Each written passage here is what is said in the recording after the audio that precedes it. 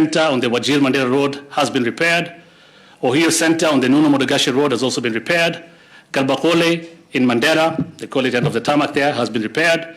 And the Garissa airstrip has also been repaired, and commercial flights will resume tomorrow. And of course, it will really go a long way in coordinating relief efforts.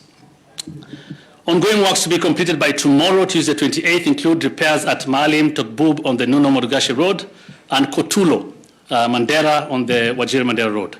The works in progress include Tula on the Thika Garissa Road, Ared on the Thika Garissa Road also, and Moyale to Ramu Road in Mandera through Bute in Wajir.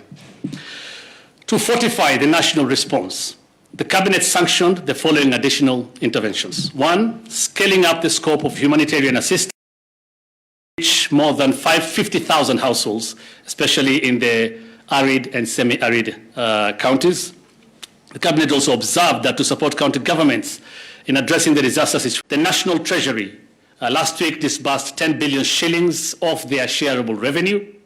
Cabinet also directed the National Treasury to release an additional 10 billion shillings to county governments this week, again, part of their shareable revenue. And of course, the government is encouraging the counties, as much as it's part of the shareable revenue, government is encouraging counties to try and reallocate some of these funds to the dire situation now occasioned by these floods.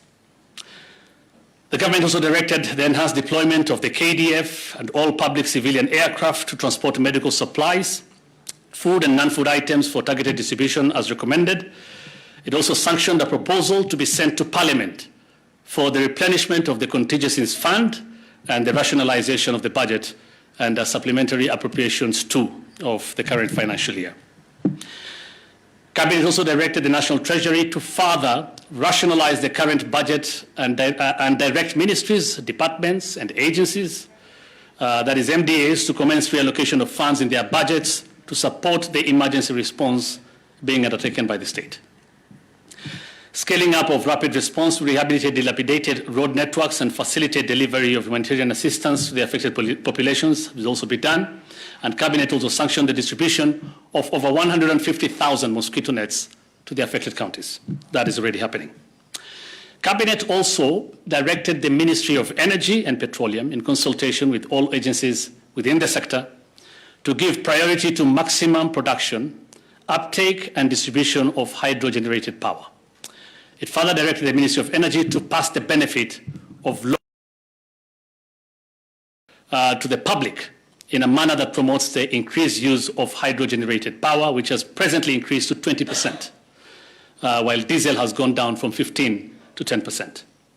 Cabinet also committed the coordination of all state efforts to the National Disaster Operations Center, which will coordinate all relief activities by activating the whole of government approach, thus ensuring efficient deployment of resources and enhanced communication among relevant government agencies and humanitarian organizations.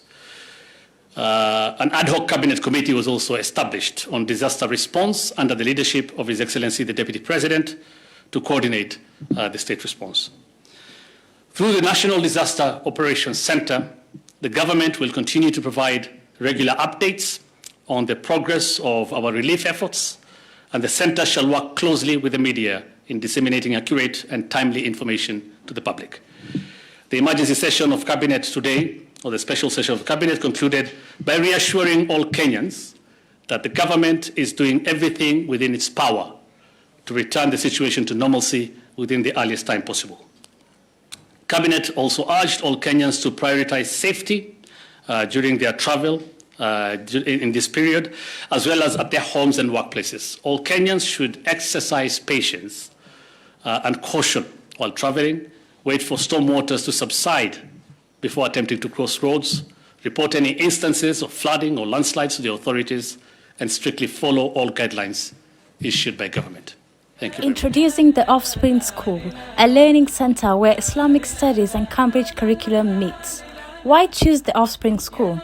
Because it has competent and qualified teaching staff, conducive learning environments, affordable fees, meals enriched with balanced diet, training on discipline and high moral standards, spacious learning space and library facilities, Tahfidul Quran, memorization of the Quran. Enroll your child today at the Offspring School located at Kirichwa Gardens Road, Kilimani Estate,